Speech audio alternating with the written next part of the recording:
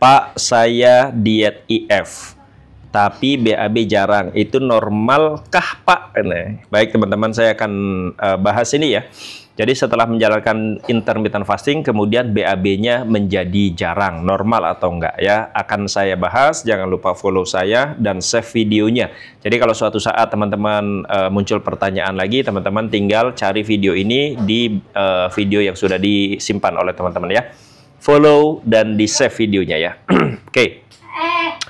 Yang pertama ya, video ini akan panjang teman-teman ya, tolong jangan di skip. Video ini akan panjang, jadi tolong jangan di skip.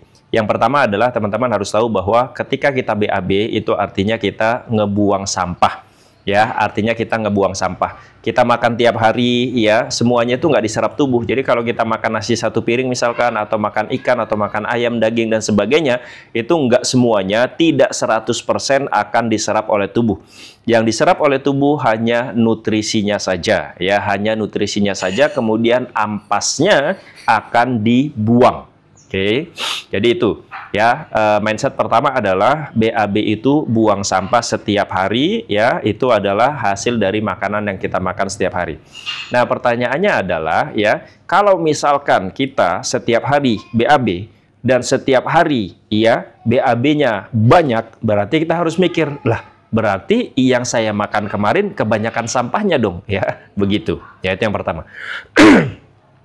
Kalau teman-teman sudah berpikir seperti ini, maka kemudian teman-teman akan mulai, oh kalau gitu makananku salah nih, masa aku tiap hari BAB, BAB-nya banyak, berarti kemarin yang tak makan kebanyakan sampah.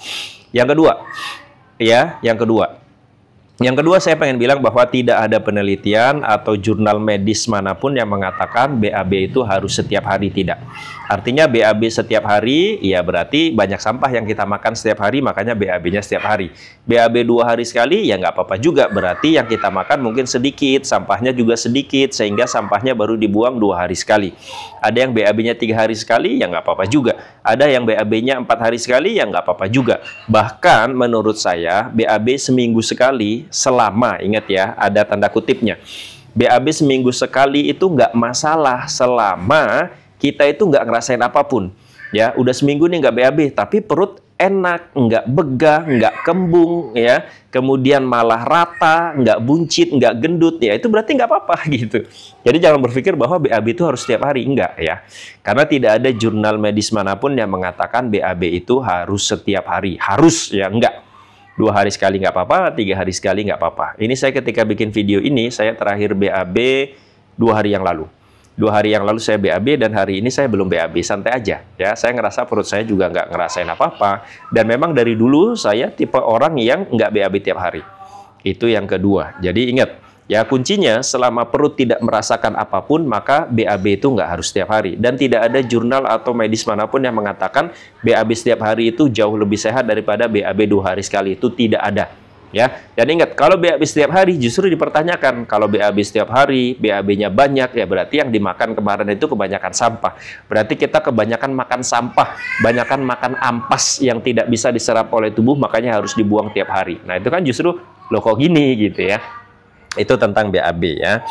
Kemudian, nah, kalau teman-teman menjalankan intermittent fasting, kemudian BAB-nya jadi jarang, kenapa? Satu, karena kita memang makannya sudah berkurang.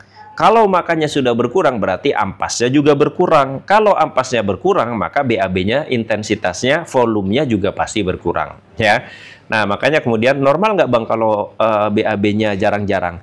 Ingat kuncinya, selama perut nggak merasakan apapun, tidak begah, tidak kembung, bahkan lebih enak, beraktivitas juga normal, lancar, dan seterusnya, maka BAB itu nggak masalah, walaupun tidak setiap hari. Ya.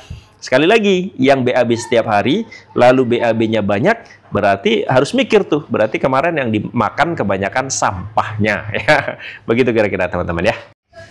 Nah, begitu ya teman-teman. Jadi nggak perlu khawatir. Pokoknya kuncinya, kalau badannya nggak ngerasain apapun, udah santai aja ya. Jangan apa-apa ditakut-takutin ya.